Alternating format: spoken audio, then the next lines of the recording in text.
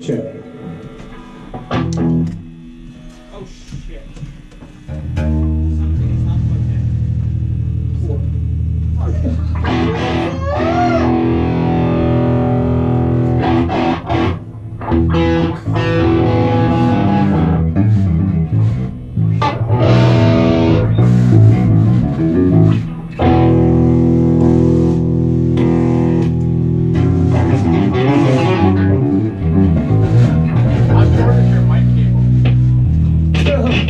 It's kind of a personal question.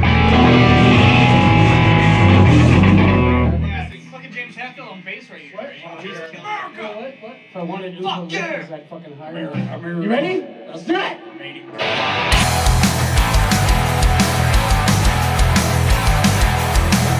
Backseat driving, but she's sitting beside me.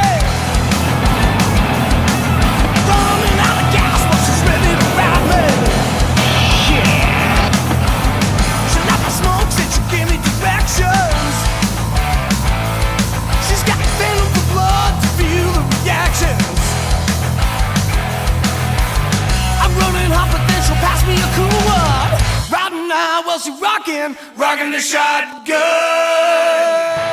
First rock and roll album I ever listened to, my parents were gone, and I went through my stepmom's crate of albums, and I found this really weird looking one. It was this guy with a sword, and I put it on, and I listened to it, and I actually had the blinds closed because I knew when I started listening to it that I shouldn't have been listening to it. I'm a fan of Guns N' Roses. I listen to a lot of them. Like Slash's guitar playing, that's what inspired me to pick up the guitar and want to start a band. My first influence, of course, was Lars Ulrich from Metallica. Started playing when I was 13, and I was in a cover band, and that's all we played was about 4 Metallica songs. That's how I started when I was 13. I guess to me the biggest sort of the driving force for me and my love of the rock and roll genre and all that kind of stuff is just the freedom we have.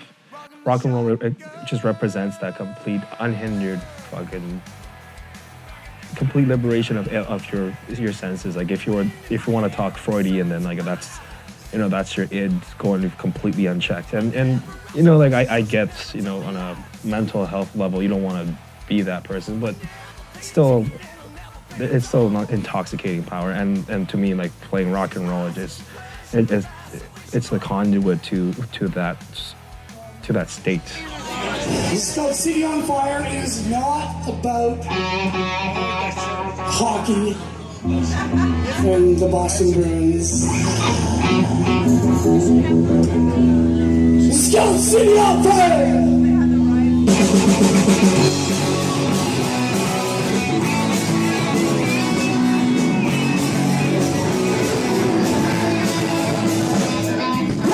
No, I like the art.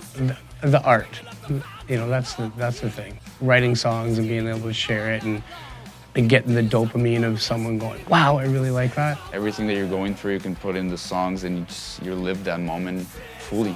Whenever I'm playing, it's all about just the expression of like whatever state I'm in or what emotion I want to convey through the music. But through music, like if I'm feeling sad or if I'm feeling melancholic or whatever, it's just like it's almost a therapeutic experience for me to have that done without having to try to like articulate it in words. So it's a little more abstract. It's a little more direct.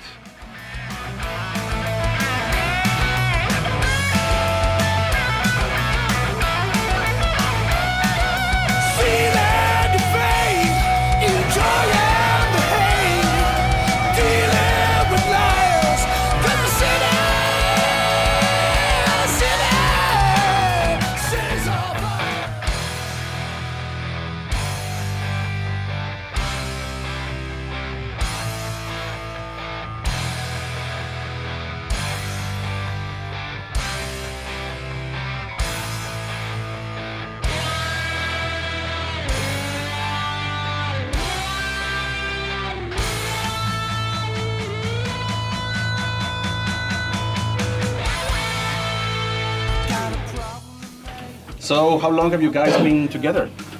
We've been together in this current lineup for almost a year now. Just Off the Grid's been around for the last 6 years with the rest of the guys. To play was cool, the coolest? Coolest Cat. Don't film me right now. Just setting it up. So we're gonna be. I'm being a bad boy. I'm filming you. You filming me. Looking at you, looking back at me, looking back at you, looking out the window, looking back out the window. No, the mother of my daughter, her sister, was a really good friend of mine, and when I was shopping this album, when I was going from town to town on the island, trying to figure out which songs really worked, which songs we're gonna sell. We were hanging out,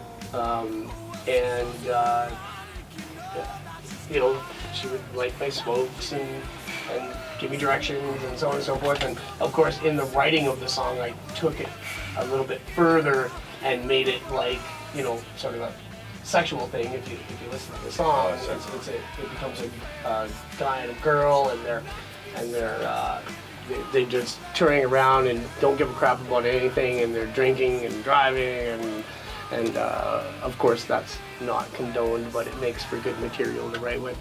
We want to share what we've created with you from an artist standpoint, from like our craft. Big drywall barrel ceiling. Come on. Let's go Wednesday. Do it again.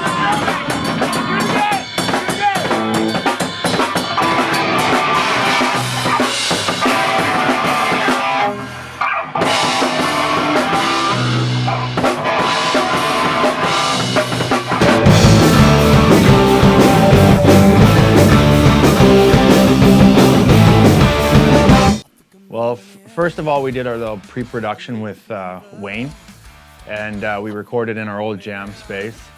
And it wasn't really the sound that we wanted, so we went into the studio, and the sound was so much better, and it blew my mind to hear the drums through the studio.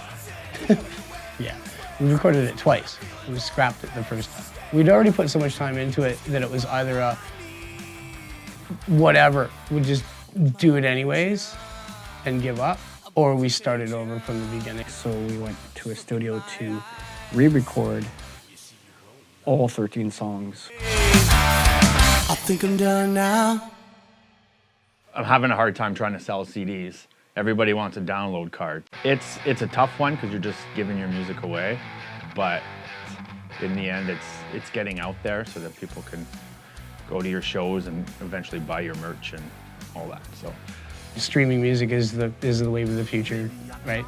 You should have CDs, you should sell them, and people like to have that tactile experience. But the reality is, most people just want to get everything right now, as soon as I want it. And streaming music provides that. I think the right way to go is you have to have that cohesive experience between the members of the band. First and foremost, the members of this band are close friends, and you have to be able to put up with the little eccentricities that happen, so on and so forth. Once you got that, then it's literally the cliche hard work. Luck is when preparation meets opportunity. It's not just gonna, come to you, or maybe it does come to you, but if you're not ready, then say goodbye to that. I let someone listen to the album the other day, and for 4 of the songs, and I don't even remember what 4 songs, we only listened to maybe 7 or 8 songs on the way by the time we got back to the studio. And he hadn't heard it before. And it was cool because I still got goosebumps, like 4 or 5 of the songs. It was weird. And it's been the album's been out since November, and I wrote Crazy 20 years ago. And now I'm listening to it on the album that was released in November. and all that work that went into it, and literally thousands of times that I played it, and I'm still getting goosebumps. Like, I don't know if that's the impact that the music actually has, or it's just my own thing, but there's something special about it, and that's pretty cool.